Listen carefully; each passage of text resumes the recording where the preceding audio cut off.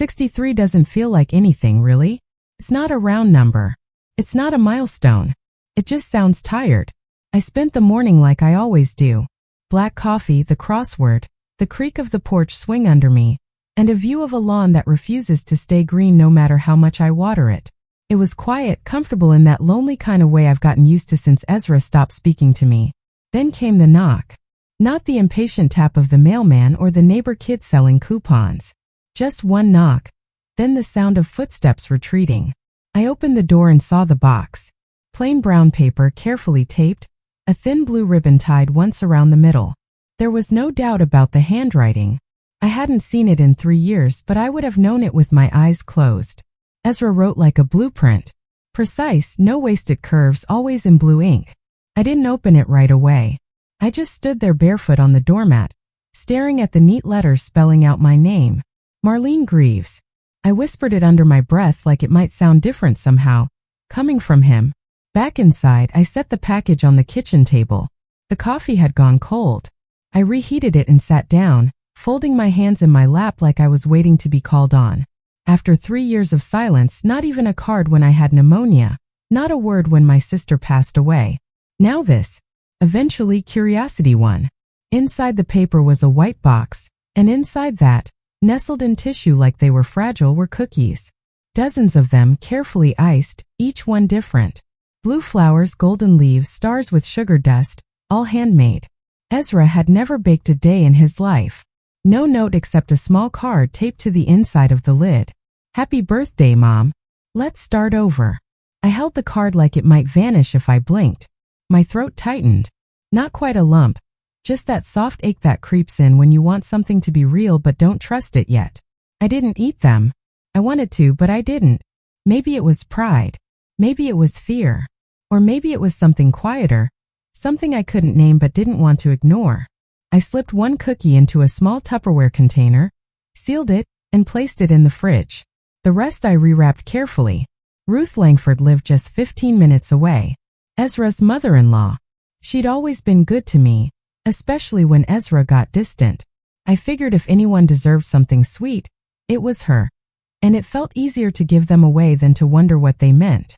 That afternoon I drove over. The sun was low enough to cast that soft orange light across the trees, and her wind chimes were already dancing.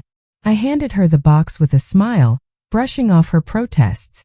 Later at home, I stood in the doorway looking at the empty spot on the table where the package had been and tried not to feel relieved that it was gone. The next morning, I was halfway through pouring my second cup of coffee when the phone rang. The sound startled me. It's been a long time since anyone called this early, and longer still since that number flashed across the screen. Ezra. I didn't answer right away. My hand hovered over the phone like it might burn me. The call buzzed once more before I picked up. Hello. Hi, Mom. His voice, smooth and casual, slipped through the line like nothing had happened. Like 3 years of silence hadn't settled between us like sediment. Happy birthday. A little late, I know, Ezra. I sat down slowly, gripping the mug with both hands. I got your package. Yeah. A soft chuckle. I wasn't sure you would. I wasn't sure you'd open it, honestly. I did. It was unexpected. There was a beat of silence. And then he asked a little too casually. So how were they? The cookies? Yeah. I took a breath. Oh, I didn't eat them. I gave them to Ruth. The line went dead quiet. I pulled the phone away from my ear to check if the call had dropped. It hadn't. You gave them to Ruth. His voice was different now. Sharper. The warmth evaporated. Yes, I said slowly. She's always loved sweets. And I didn't know what to do with them. He didn't speak for a long moment. I could hear his breathing, tight and uneven, then quietly at first, but with building force. You did what? The words hit like a slap. I blinked, stunned. Ezra, what's wrong? They weren't for her, he snapped. They were for you. Only you. His voice cracked, not with sadness but something else. Frustration, maybe even panic. I couldn't tell. I sat frozen, the coffee cooling in my hands. I didn't know I said my voice small. Right. Of course you didn't. The bitterness bled through, thick and choking. You never do. He hung up before I could say anything else. The dial tone hummed in my ear. I set the phone down slowly, staring at the counter. My heart thudded in my chest, not fast but deep, like it wanted to be heard. Only you. That's what he'd said. I stood, walked to the fridge and opened it. The small container was still there, one perfect cookie untouched. I shut the fridge and leaned against the counter, suddenly cold. That's when the other phone rang, the landline in the hallway. Almost no one used it anymore. I walked toward it, dread already spreading. The landline crackled when I picked it up, like the receiver had forgotten how to carry a voice. Marlene, it was Leah, Ezra's wife. Yes. Her voice was strained, brittle. It's Ruth. She's in the hospital. I sat down without meaning to. What happened? She collapsed this morning. Vomiting, disoriented. I thought it was the flu, but it got worse. She couldn't stand. She was confused. The ER says they can't find anything definitive. They're running tests now. My mouth went dry. Did she eat anything unusual? A pause. She mentioned cookies. Said you brought them over. I did. I gave her the box Ezra sent me. Leah didn't speak. I could hear hospital noises in the background. Monitors, heels on tile, a cart squeaking down a hall. Do you think they could have made her sick? She finally asked. I swallowed. I don't know. I didn't eat any myself. Another silence. If you think of anything at all, you'll tell me. Yes, I whispered. Of course.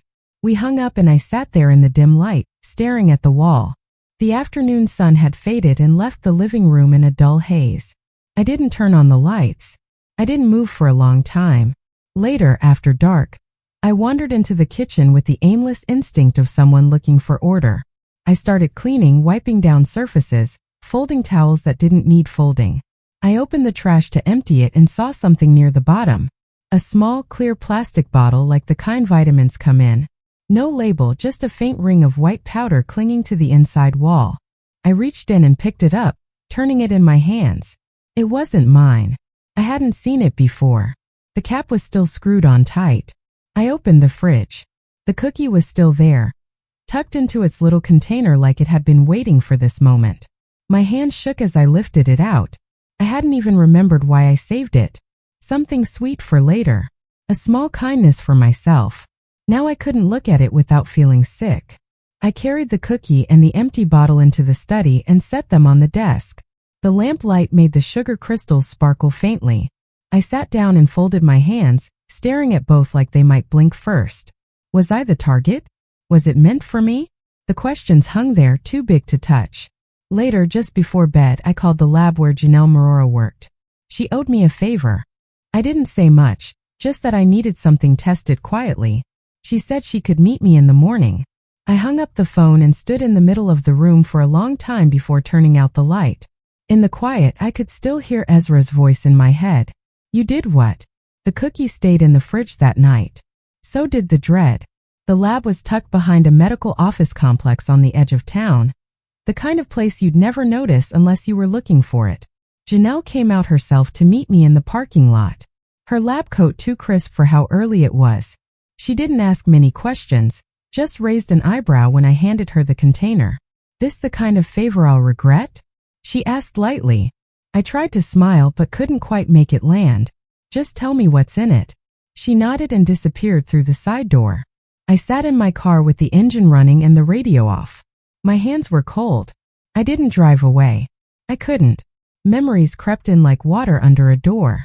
Ezra at 8. Folding napkins at the dinner table with sharp geometric precision. Ezra at 10, throwing a tantrum when I rearranged the pantry by color instead of size. Ezra at 12, refusing to speak to me for a full week after I forgot to use the right brand of ketchup on his sandwich. Back then I called it quirks. Said he was particular, sensitive, brilliant in school, obedient in public, a model child on paper. But I remembered too the way he watched people eat. Watched me. That time I baked cookies with walnuts by mistake and he spit one into the trash, then scrubbed his mouth until his lips bled. The way he went completely still when disappointed, like he was storing it for later. A nurse from the hospital called mid-morning. Ruth's condition hadn't improved. They were escalating her case to internal medicine. Still no diagnosis. No one had mentioned the cookies and I didn't volunteer the idea. I sat in the kitchen waiting for Janelle to call. Hands wrapped around a cup of tea I didn't drink. The mug went cold. The house creaked around me like it was listening. Ezra had always been good at playing the long game. He didn't explode like some kids. He planned, held things. You could watch him take a slight, file it away, and bring it back sharper later. When the phone rang just after noon, I jumped. "Janelle," she said. We ran the standard panels. Then I had them go deeper. I held my breath. "There's something in the cookie," she said. "Traces of a compound related to aconitum. Monk's hood. It's highly toxic. Rare to find in food. Definitely not an accident." I closed my eyes. "You said someone ate these." I couldn't answer her. She hesitated. "I'll write it up quietly." After we hung up, I sat still for a long time. My son had sent me poison in a gift box. A box I'd passed on like it was nothing. Later that evening, I found myself outside again, pacing the front walkway, unsure what I was looking for. The sun was going down. The wind carried the faint scent of cinnamon. Or maybe that was just memory. Then my phone buzzed again. Unknown number. I answered. The voice on the other end was calm, clipped, and unfamiliar. "This is Detective Fallon Reyes. Are you Marlene Greaves?" I hesitated. "Yes. I was referred by Dr. Janelle Marrero. She said you requested toxicology analysis on a food item and asked that any concerning results be passed along to authorities. Is that correct?" I wanted to say no, to claim some kind of misunderstanding to protect the last shreds of what used to be family, but I heard myself say, "Yes, that's correct." There was a pause, professional but not unkind. "Would you be willing to meet to discuss the results and your concerns?" I agreed, but it felt like signing something permanent. We met that afternoon in a small office tucked behind the police station. Nothing dramatic. Reyes looked young for a detective, maybe mid-30s, with sharp eyes that didn't rest long. He offered me water, which I declined. My hands wouldn't stop moving, folding and unfolding a tissue I hadn't realized I brought. He started soft, asked how long I'd been estranged from Ezra, how often we spoke, when I received the package, what it contained, how Ruth Langford came into the picture. I answered every question plainly with as much precision as I could manage, avoiding the emotion that kept threatening to surface. He listened closely, jotting notes on a yellow legal pad. He didn't interrupt. Then he asked the harder ones. "Do you believe your son meant to harm you?" I looked down at my hands. "I don't want to believe it," I said. "But the cookie had poison in it. Ruth didn't bake it." "I didn't bake it. He sent it. And the bottle you found in the trash, it wasn't mine." The timing fits. "Any reason he'd want to harm you? Financial motive? Family tension?" I flinched. "He resents me. Always has, I think. Blames me for things I couldn't fix." Reyes nodded slightly, but I saw the doubt swimming in the space between his eyes.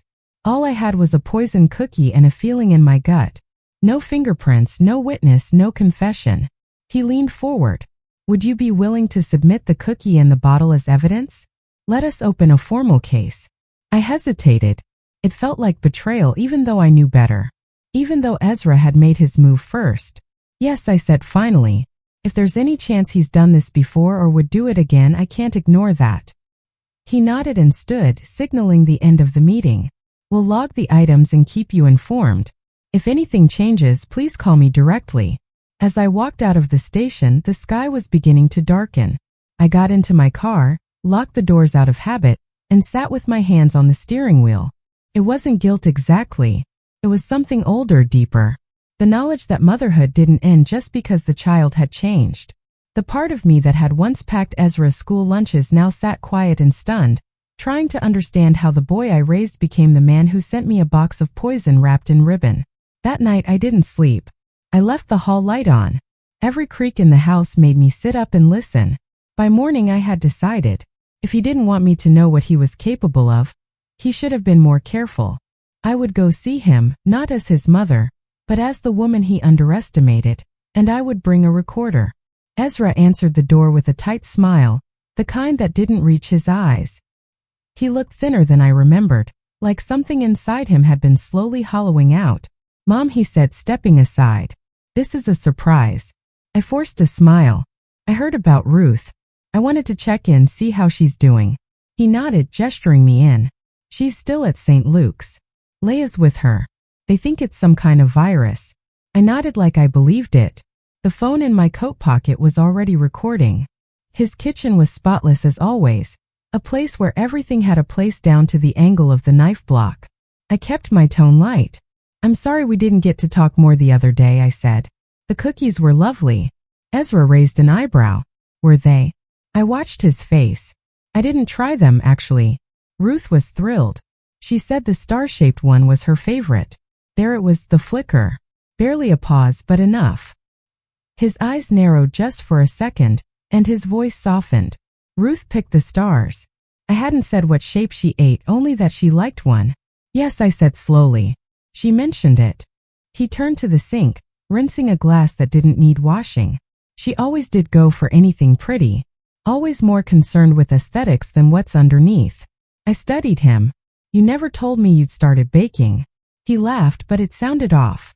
New hobby. Good way to unwind. Where'd you learn to use monk's hood? He froze. Not visibly, not dramatically, but something shifted in his spine. A stillness that told me he was deciding how to react. I don't know what that is, he said too quickly. Dr. Mororo does. He turned the glass still in his hand. You went to Janelle. She ran the test. It was in the cookie. Ezra, I don't know what you think you're doing, he said, setting the glass down with care. But accusations like that, they don't end well, especially without proof. I think you've already given me enough, I said quietly. You slipped up. He stared at me for a long time. His face didn't move, but something behind his eyes did. A flicker of calculation. You've always misunderstood me, he said. No, I said. I think I finally understand you completely. I reached for my purse, keeping my hand steady. My heart was thudding so loudly, I was sure he could hear it. As I turned to leave, my eyes landed on the counter behind him. There, partially obscured by a tea towel, was another small bottle, identical in shape to the one I'd found in my trash. Ezra noticed my glance. He moved to block the counter casually, as if stretching. I should go, I said. I've already taken up enough of your time. Give Ruth my best, he said, voice light again. I stepped outside into the cold air, every nerve in my body alert. The phone in my coat pocket was still running. I didn't stop it until I was back in my car, doors locked, engine running. I sent the audio to Detective Reyes before I could change my mind, and then I drove straight to St. Luke's. Ruth was still unconscious. Leah sat beside her, eyes red. I told her what I had to, everything. By the time I left, the sun had gone down and the sky was heavy. That night, I slept on the couch with the hallway light on, the phone beside me. I didn't close my eyes for more than a few minutes at a time. When it finally rang at 3:17 a.m., I didn't flinch. Detective Reyes called just after sunrise. The audio was enough.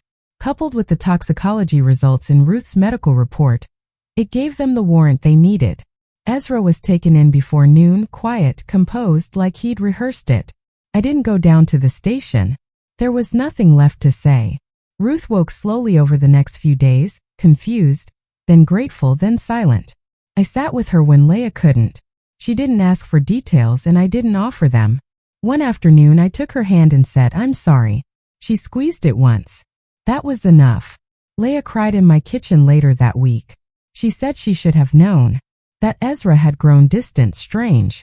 She'd found strange notations in his journals, jars of dried plants she didn't recognize. She thought he was just coping with what she didn't know. Turns out Ezra had been writing under a false name on obscure herbalist forms for years. Descriptions of extractions, dosages, interactions, academic in tone, chilling in hindsight. Some of the terminology matched exactly what was found in Ruth's blood work. It all came back to one decision, one cookie I hadn't eaten. I took the container out of the fridge on a quiet Tuesday morning. The cookie was still intact, though the frosting had dulled. Detective Reyes had given me a sealed evidence bag the day Ezra was arrested, in case I wanted to hold on to it. Not for revenge, he'd said, but for clarity. I slid the cookie into the bag and pressed the seal shut. It felt heavier than it should have. That night, I cleared out a small fireproof box from the hall closet and placed the cookie inside. Alongside it, I added the card from the package. Happy birthday, Mom. Let's start over. I locked the box and placed it on the highest shelf, not to forget, to remember what I almost missed. I stood in the kitchen a long time after that. The house quiet around me, the air still.